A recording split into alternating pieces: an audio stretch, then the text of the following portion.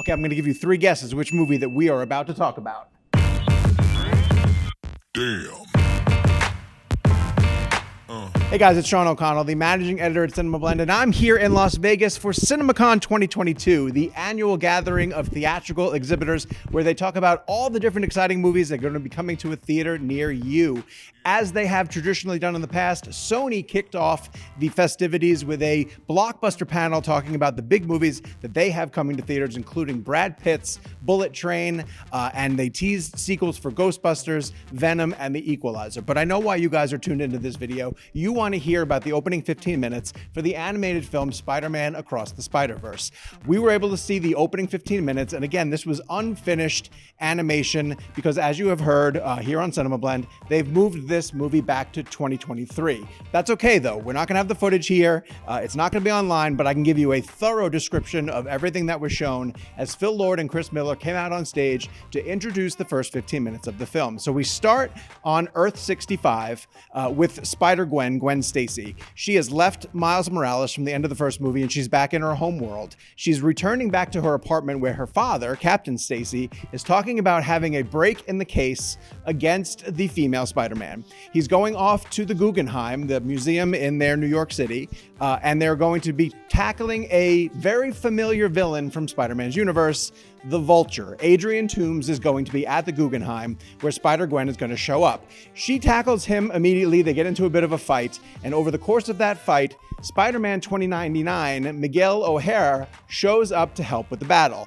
He comes through the multiverse and explains to Spider-Gwen that part of what they did with the Kingpin's collider machine in the first movie has opened up portals to all sorts of multiverses. So not only do they have to take down the Vulture, but they have to figure out what is going on with these different multiversal portals.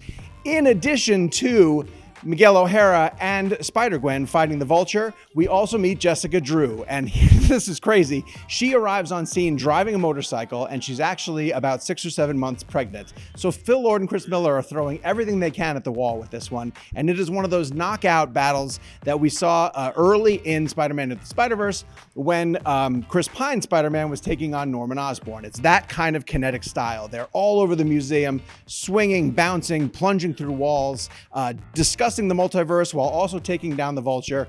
The Vulture, the look of this character is animalistic, unlike anything you've ever seen before. It's not the mechanized suit that we know from Spider-Man Homecoming, a lot more creature design type, yet he speaks with, and this is a little bit strange, and maybe this speaks to how different this movie is going to be, he speaks with a very thick Italian accent, and he'll often speak in Italian, and Gwen Stacy makes a lot of comments about the fact that she doesn't speak Italian and can't translate what he's saying. It's an odd creative choice for this character. We've never known Adrian Toomes to be Italian, but they're going to be that way in this universe. And just to give you an idea of the scope of this movie, Phil Lord and Chris Miller have said that there are over 1,000 animators working on this film, and it's going to have 240 different characters spread across 6 universes. So the fact that we're only telling you about their opening 15 minutes goes to show that this is a vast story with an epic scope and a lot of stuff going on. By the time we get to the end of the Gwen Stacy footage, we transition back over to Brooklyn to the setting of the first movie where Miles Morales is late for a meeting at his school. His parents are there with the principal,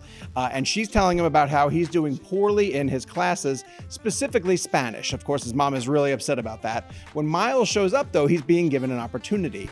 He can transfer a lot of his credits over to Colombia, where he's going to be able to explore the scientific themes and topics that he wants to dive deeper into. And even though Columbia is in Manhattan, his parents think it's too far away from Brooklyn, but we know that Miles is going to be heading there soon enough. It's hard to fully judge what we saw because this is unfinished animation. Some of it looked really, really great, and some of it was just sketches across the board. But you can tell from the style of the action and the scope of the story that this is going to be just as exciting as Spider-Man Into the Spider-Verse was, and I cannot wait to see the rest of this movie and how it plays out. Now, the bad news is we are going to have to wait until 2023 to see the first part of this 2-part sequel, Spider-Man Across the Spider-Verse. We did, however, learn at this panel that the second part of the film, which is coming in 2024, now has a new title. They're calling it Spider-Man Beyond the Spider-Verse. So you have 2 animated Spider-Verse movies to look forward to coming from Sony and Sony Pictures Animation in 2023 and 2024.